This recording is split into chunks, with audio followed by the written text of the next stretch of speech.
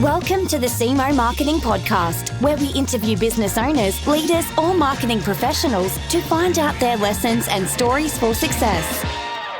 So welcome to the Cemoh Marketing Podcast, videocast, whatever it is. It changes every week. I can never remember what I'm actually doing here. And it's Friday afternoon. I don't have a beer, but you have a coffee because Tom White is with us today. And he's all the way from England. So how are you doing today, Tom? I'm good, thank you. I'm standing here in what is looking like it's going to be a lovely day in London, which is rare.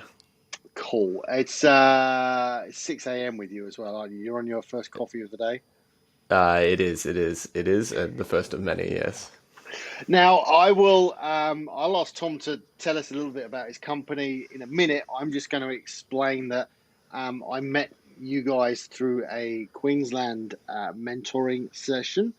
So if people are wondering why I'm talking to somebody in London, it's because you're part of a team that's actually based in Brisbane, isn't it? So tell us what the company does, and perhaps whilst you do that, also tell us how the hell you're involved whilst you're in London. The simple is I love getting up early. That's the reason I'm in London. No, so my name's Tom and co-founder of a company called Maxwell Plus, and we're a local Brisbane startup. And very soon, I think we'll be able to claim we've shed our startup wings and moved into a local Brisbane company. Yeah. And we do prostate cancer diagnosis. The way we do it is we combine artificial intelligence and specialist expert clinicians to help better diagnose and help better diagnose prostate cancer earlier. So it's a virtual healthcare company, so it's direct to the patient. They can sign up online. It's all managed remotely, except a few things here and there. We haven't figured out how to do the infamous digital rectal exam in person virtually yet, but we'll get there. Yeah. And so, how did you get involved? Why are you in London and the rest of the companies in Brisbane? Or I presume some more of them might be virtual as well. But yeah, so I joined the company. I'm just coming up on 3 years, just as it raised its seed round, and I joined the company as Elliot and I went to university together, and we actually founded a company in university back in the day. Okay. So I'm a mechanical engineer by trade. So let's just say marketing is self-taught for me.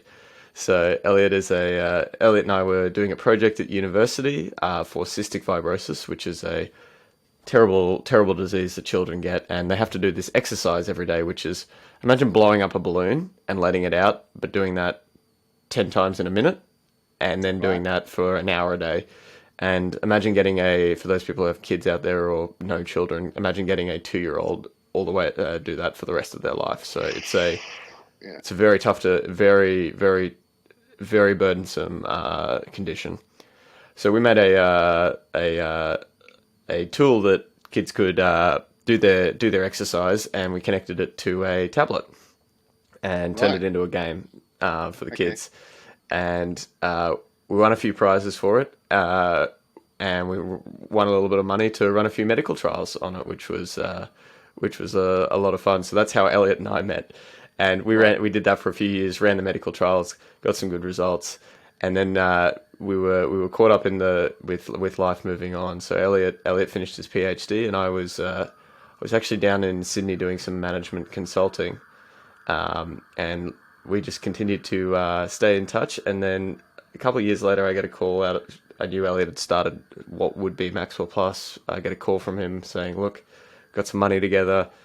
There's a space in the company for someone to help me grow this thing and turn it into what we want it to be. And I want you to come do it with me."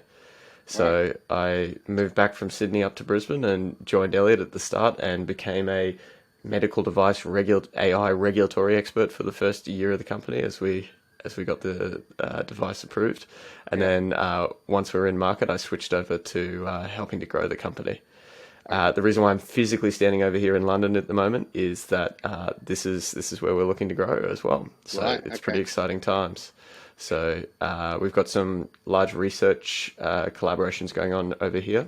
with University College of London, and we're trying to convince the NHS to kick off a couple of pilots with us. So that's why I'm How's that going then? What do you have to do to convince the NHS to pilot with you? You don't obviously walk in the front door and ask them. How does that process work?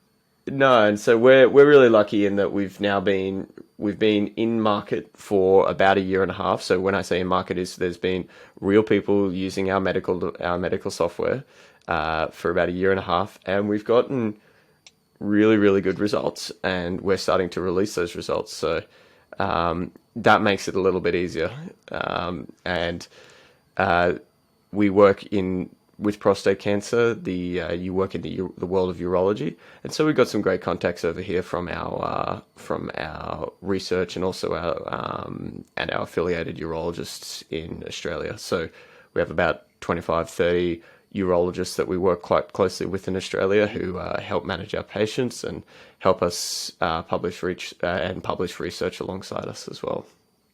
So let's talk about the success, because obviously the point of you doing this is that you can presumably detect prostate cancer earlier. Absolutely. Tell me how that's going. What sort Absolutely. of success are you seeing? Well, so I'll start off with how it actually works a little bit, because I think that will help explain it. So guys go online, they go to our website, and they determine their eligibility for testing. So they determine whether they should be getting tested for prostate cancer, and they get to make an informed choice about it, because there are risks and benefits associated with prostate cancer testing. And so they go through a bit of an education module at that point. So once they do that, we send them for a test if they're overdue for their test, if they haven't had one recently. Mm-hmm. And we gather all their previous results if they've been tested in the past. We get all of that information, including all the information we took about them. So the usual stuff you'd fill out at a doctor's surgery, your age, your family history, etc., any prior, any medical history. And we put that together and we run it through our AI algorithms, and we come up with a risk score.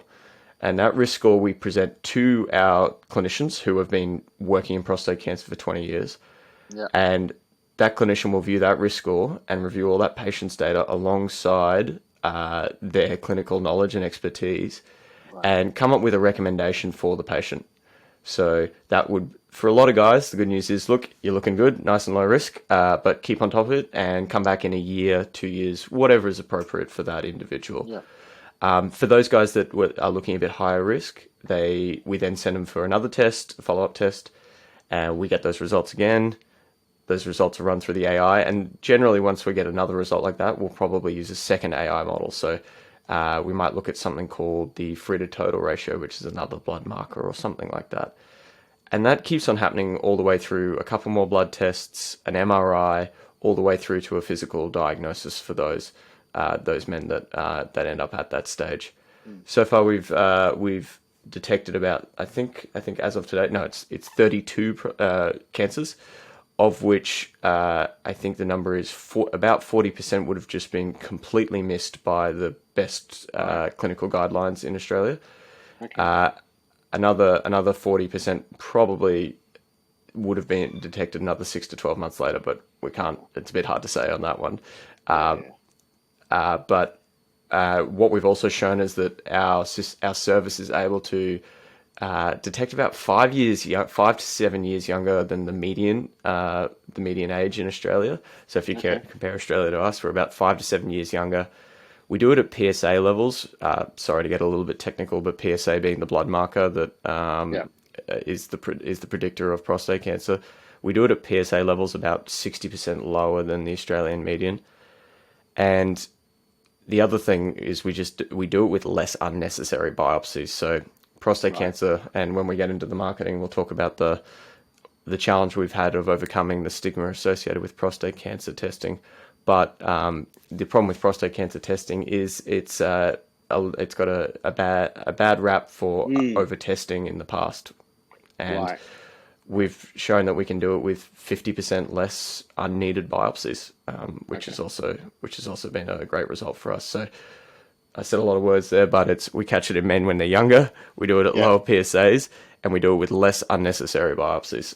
So that's what we've been able to show. And this week we've just released all that information as well, and it'll be a paper later this month. And so to answer your question in a very long way, is that's our results. Well, let's talk about the marketing side of things, because you are dealing with a target market here who are at best reluctant to go and see a doctor for anything. You know, the sort of target market that might lop their hand off with a chainsaw and then, you know, sit there and tell everyone that it's absolutely fine and there's nothing wrong with them. So, how do you tackle that marketplace? What's your messaging aside from the don't die messaging? You know, how do you persuade that marketplace? Yeah, and I'll throw in another challenge as well that we've found as well. So not only are men about 60% less likely to go for testing, and the numbers are about 25% of men are getting tested for prostate cancer, and about 70% of women are getting tested for breast cancer. So it's quite a bit lower. Obviously, there's national screening programs, so there's women are more encouraged to go for breast cancer, but men are just a bit tougher to get to the doctor. The other thing in this as well is that we are trying to sell prostate cancer testing at the end of the day. And on the internet, when you do that from a virtual healthcare and a telehealth point of view, we do get accused of literally selling dick pills quite a fair bit. So we have to overcome the are you a scam every now and again. And I never wanted to be this nebulous person that just said, "Oh, we need to focus on trust." But like, what I've learned over these last 18 months is we've actually had to really focus on trust. And I promise I'll give some actionable, granular things on what I mean by that. But our biggest thing has been, can we be a trusted source of information, healthcare, and peace of mind for men? Because if we're not, then there's no point in doing this.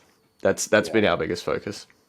So, all right. Well, how do you build that trusting relationship with what would be your target market? Men at a certain age, 50, 55? Where's your... Yeah. So we look at men 40 or over, and especially men with a family history. Reason being is they are higher risk than the average person. So if you have a family history, your risk doubles compared to the average man. Okay.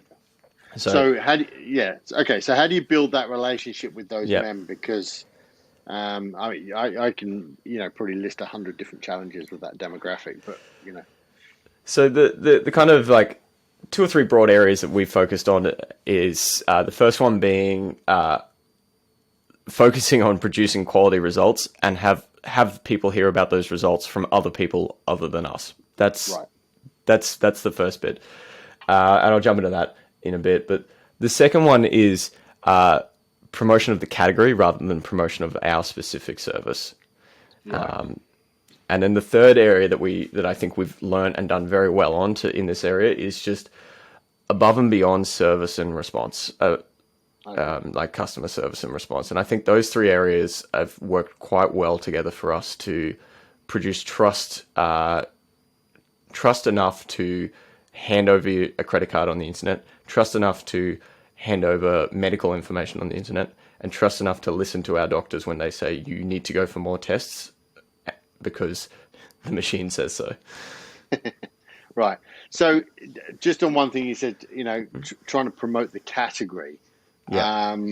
Explain to what you mean by that. I think I understand, but do you mean sort of medical testing in general, or men's health in general, or? So we take an approach of promotion of the use of AI and deep analysis in medicine. So when we say category, we talk about that. And we obviously put a nuance of prostate cancer in that as well most of the time. But we are promoting that there needs to be the use of deeper technology and AI in medicine. And we promote that as a category. And we find that no one likes to be sold to, but people like to have the best quality in medicine. And so when you're trying to sell them a better version of something that they actually begrudge to go and get, it gets a little tough. So we like to let them understand that we believe that there is a better way to get tested, to have your health looked after, and that is more accurate, it's more detailed, it's more thorough, and it's based on the latest science and evidence.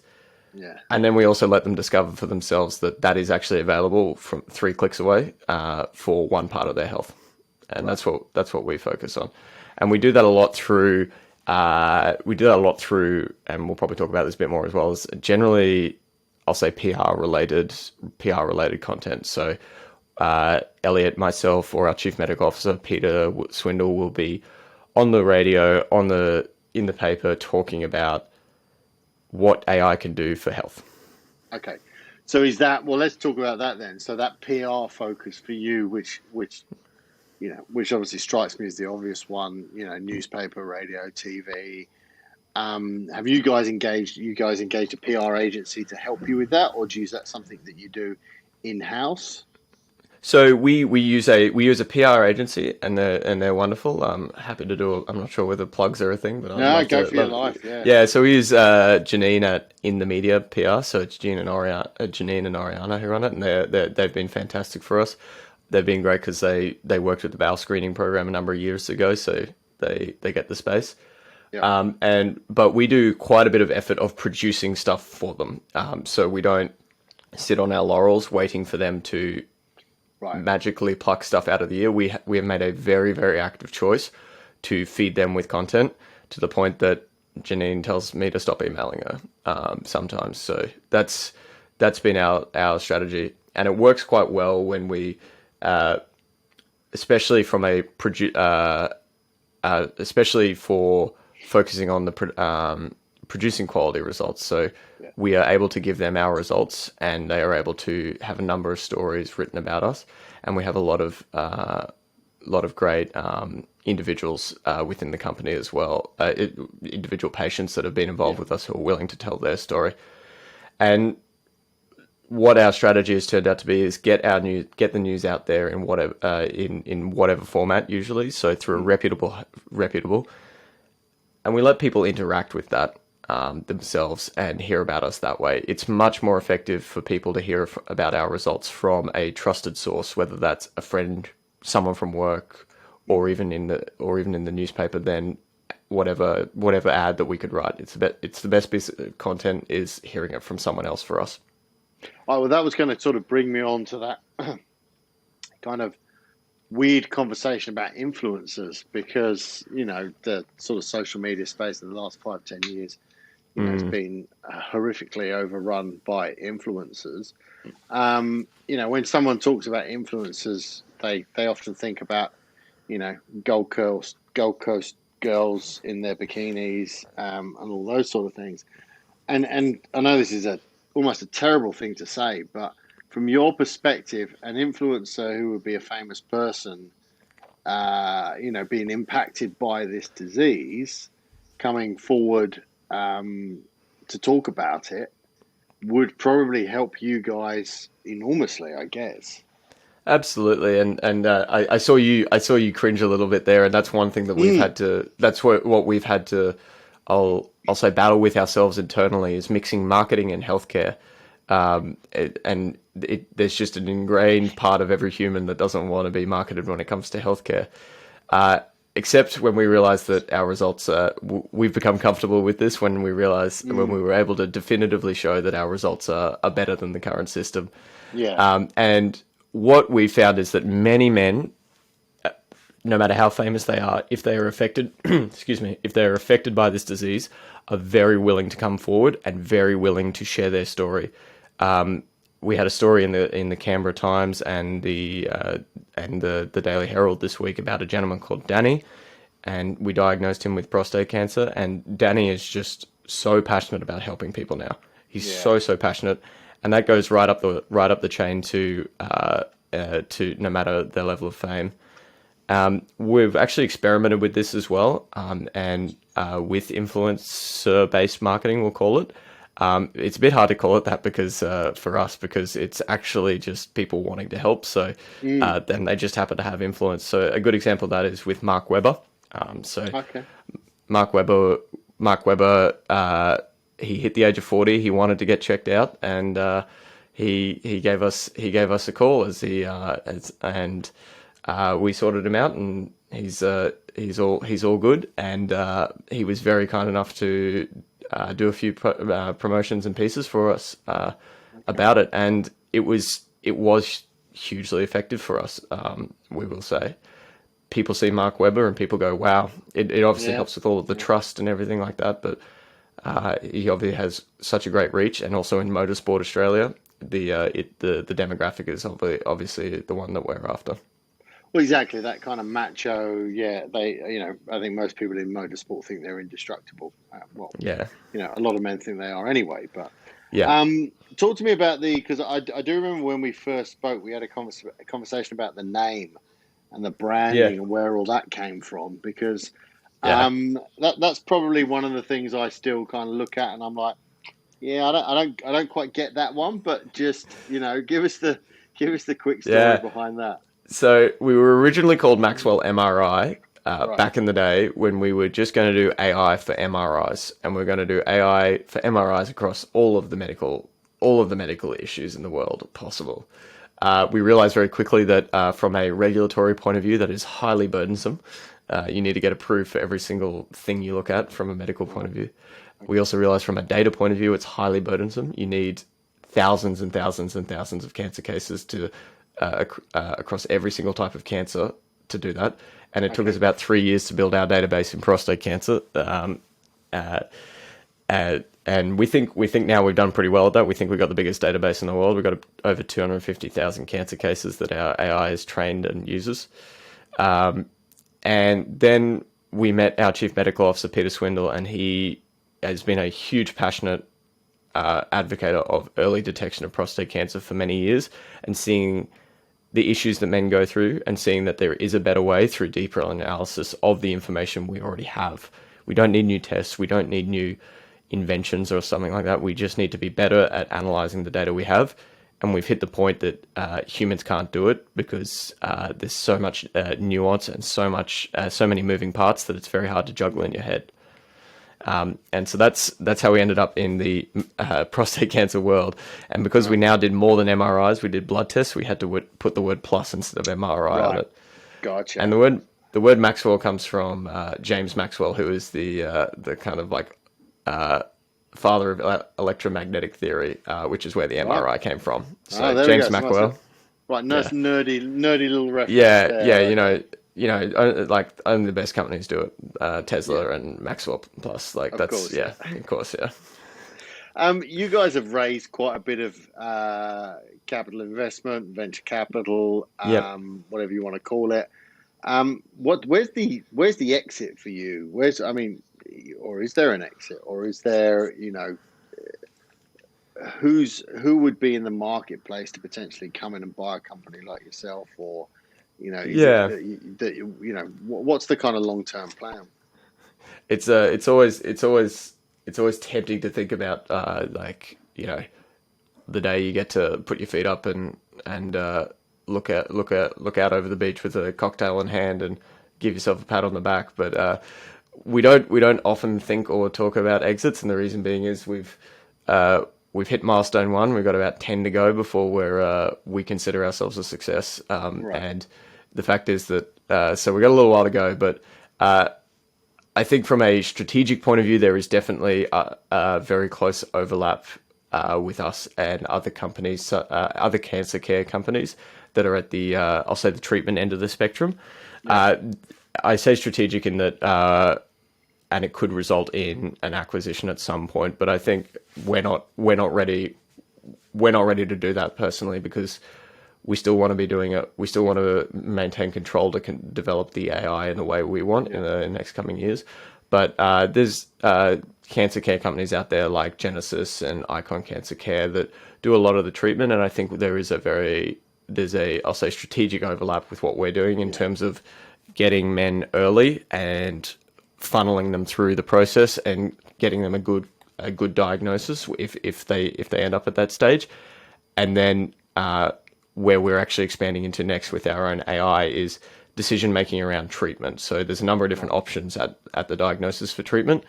and these cancer care companies do treatment, and so I think there's a very good overlap with at that end of the spectrum potentially as we get further down the chain. So that you mentioned building your own AI. Is that something you're doing, or is that something you've done, or what's that? So we have we have about 4 AI models in market looking at blood tests, looking at imaging.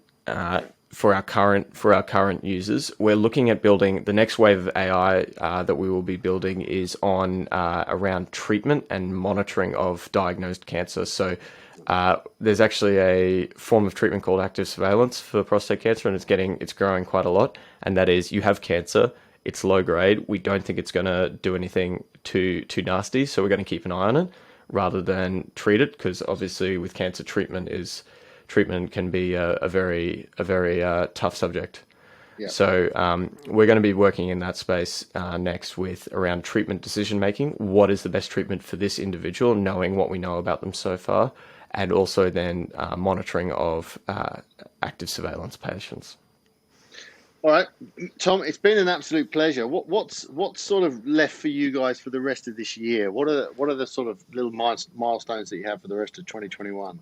Yeah, so the big milestones for us is to get this paper published with our results. So we'll then be approaching. We're working with the Prostate Cancer Foundation and to be working with the Prostate Cancer and the Urological Society about what we can do with these results to getting them to basically every man in the country. Is what we want to be doing for the rest of the year. Hopefully, we're also going to be starting our Series A fundraising round, which is exciting. So we'll be able to get some cash to start growing the company. So we can start focusing on our growth strategy beyond that, which is going to be a lot of content, a lot of SEO related. Rather than have PR companies produce the content for us, we'll be focusing on producing ourselves. Awesome.